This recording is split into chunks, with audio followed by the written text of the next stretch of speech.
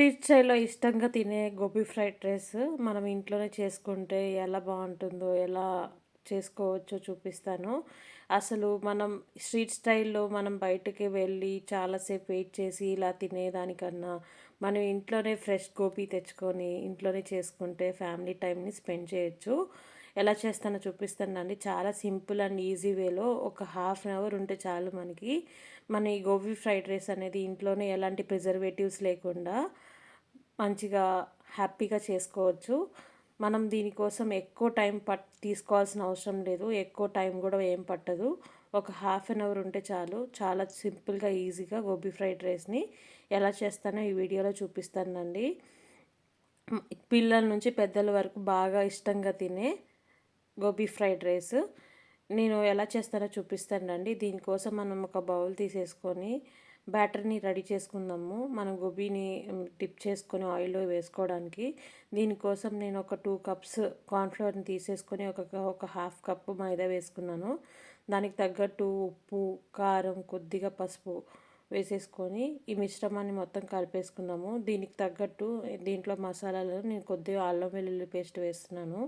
ఇది కూడా వేసేసి మొత్తం ఒకసారి మనం చేత్తో ఇలా వేసుకొని మొత్తం ఒకసారి కలుపుకుందాము. మొత్తం ఈ పిండి మొత్తం కలిసేలాగా ఉప్పు, కారము, మసాలాలన్నీ పట్టేలాగా మొత్తం ఒకసారి మనం బ్యాటర్ని కొద్దిగా నీళ్లు వేసుకుంటూ కొద్దిగా మొత్తం ఇట్లా మిశ్రమం వచ్చేలాగా కలుపుకుందాము. మనం కాలీఫ్లవర్ కడిగి పక్కన పెట్టుకున్నది కూడా దీంట్లో వేసేసుకొని మొత్తం పిండి కలిసేలాగా మనం కాలీఫ్లవర్ని బాగా డిప్ చేసుకుందాము. కాలీఫ్లవర్కి మొత్తం ఈ బ్యాటర్ మొత్తం పట్టేలాగా కలుపుకున్న తర్వాత మనకి ఇంకా కొంచెం కన్సిస్టెన్సీకి తగ్గట్టు కొద్దిగా మన కార్న్ఫ్లోర్ మనం కొంచెం పైనుంచి చల్లుకుంటే మనకి కార్న్ఫ్లోర్ అనేది పిండి ఈ మిక్చర్ అనేది బాగా కలిసిపోయి ఇలా రెడీ అయిపోతుంది. తర్వాత మనం అదే ప్యాన్లో మనం ఒక ఫ్రైయింగ్ ప్యాన్ తీసేసుకొని దాంట్లో ఆయిల్ వేసుకొని బాగా వేడి చేసుకున్న తర్వాత మనం ఆల్రెడీ డిప్ చేసుకొని పక్కన పెట్టుకున్న కార్న్ఫ్లోర్ మిశ్రమంతో మనం కాలీఫ్లవర్ని డిప్ చేసుకొని పక్కన పెట్టుకున్నవి ఒక్కొక్కటి వేసేసుకొని ఇలా బాగా డీప్ ఫ్రై చేసుకోవాలి. మనం లో టు మీడియం ఫ్లేమ్లో పెట్టేసుకొని మనం డీప్ ఫ్రై చేసుకుంటేనే కాలీఫ్లవర్ బాగా ఫ్రై అవుతుంది. మనం హై ఫ్లేమ్లో పెట్టేస్తే పైన క్రంచీనెస్ వచ్చేసి లోపల అనేది మనకి గట్టిగా అలానే ఉండిపోతుంది. సో అలా చేయకండి.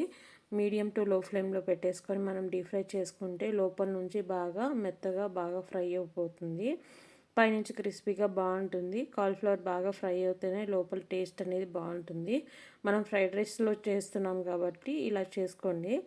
ఇలా మొత్తం ఫ్రై అయిన తర్వాత మనం రెడీ అయిన దాన్ని ఈ కలర్ వచ్చేంత వరకు మనం ఫ్రై చేసుకుంటే సరిపోతుంది. ఇలా రెడీ అయిన దాన్ని మనం ఒక బౌల్లో మనం సపరేట్ చేసుకొని పక్కన పెట్టేసుకుందాము.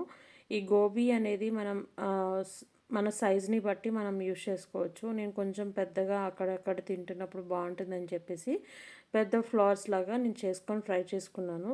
మనకి ఇష్టానికి తగ్గట్టు మనం సైజ్ అనేది చేసుకోవచ్చు. చిన్నగా కాకుండా కొంచెం మీడియం సైజ్ ఉంటేనే బాగుంటుంది. సో ఇలా అంతా రెడీ చేసుకొని పక్కన పెట్టుకున్న తర్వాత మనం అదే ఫ్రైయింగ్ ప్యాన్లో ఆయిల్ అనేది నేను సగం తీసేసి కొంచెం ఆయిల్లో నేను కట్ చేసుకొని పక్కన పెట్టుకున్న ఉల్లిపాయ, క్యారెట్, క్యాప్సికము ఇంకా ఉల్లికాడలు ఇవన్నీ వేసేసుకొని బాగా కొంచెం షాలో ఫ్రై చేసుకుందాము. మనం ఎక్కువ ఫ్రై చేయాల్సిన అవసరం లేదు. ఫ్రైడ్ రైస్లోకి కొంచెం ఒక 50% ఫ్రై చేస్తే చాలు. దీనికి సరిపడా సాల్ట్ వేసేసుకొని కొంచెం సాటే చేసేసుకుందాం. బాగా ఫ్రై చేసుకున్న తర్వాత దీంట్లో కొంచెం మనం టేస్ట్కి తగ్గట్టు సోయా సాస్ కూడా వేసేసుకొని సోయా సాస్ ఇంకా కొంచెం వెనిగరు, నేను కొంచెం టమాటో కెచప్ వేస్తున్నాను. అది కూడా వేసేసి కొంచెం మొత్తం ఒకసారి కలిసేలాగా కలుపుకుందాము. మొత్తం ఒకసారి కలిసేలాగా కలుపుకొని మనం ఆల్రెడీ ఫ్రై చేసుకొని పక్కన పెట్టుకున్న గోబీ మంచూరియాని వేసేసి ఇలా మొత్తం ఒకసారి కలుపుకొని ఫ్రై చేసుకున్న తర్వాత మనం ఆల్రెడీ సపరేట్ చేసుకొని పక్కన పెట్టుకున్న రైస్ని కూడా దీంట్లో వేసేసి మొత్తం ఒకసారి కలిసేలాగా కలుపుకొని హై ఫ్లేమ్లో బాగా టాస్ చేయండి. బాగా ఫ్రై చేసుకుంటున్నప్పుడు మనకి దీంట్లో టేస్ట్కి సరిపడా కారం కూడా కొంచెం వేసేసి రెడీ చేసుకుంటే రెడీ అయిపోతుంది గోబీ ఫ్రైడ్ రైస్. చాలా బాగుంటుంది. ట్రై చేయండి.